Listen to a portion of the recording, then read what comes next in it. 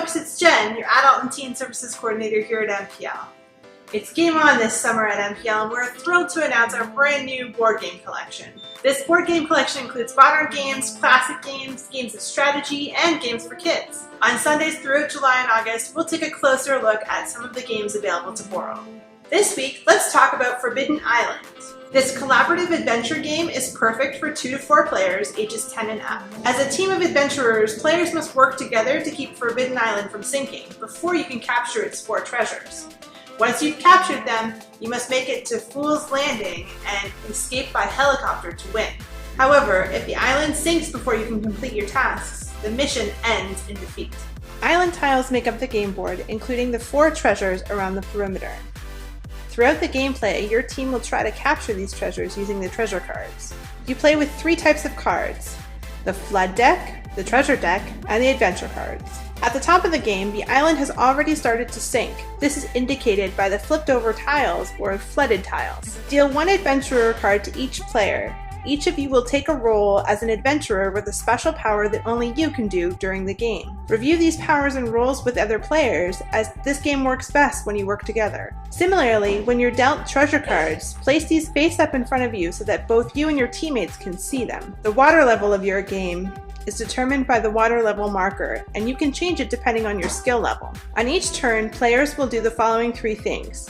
Take up to 3 actions. Those can include move your pawn up, down, left, or right. However, certain roles can allow players to move in unique patterns. You can shore up an island tile, which means reversing a flooded tile.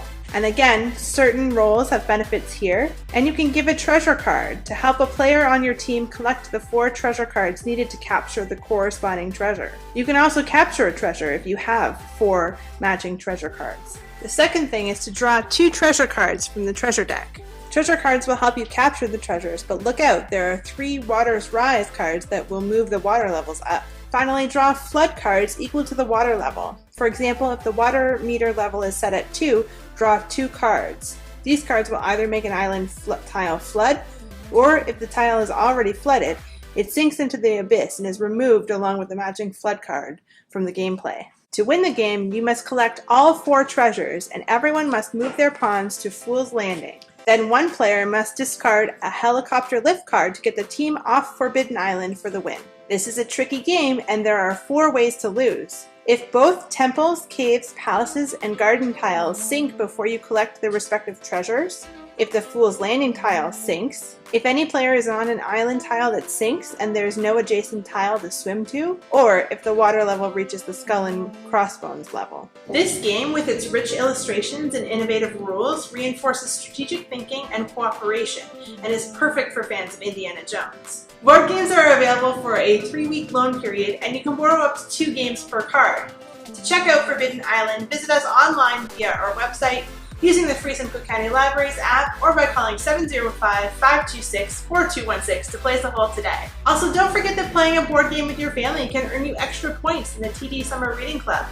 Visit MidlandLibrary.com or download the free Beanstack app today to register. And that's it for this week's edition of the Fun and Games Virtual Game Talk. See you next time!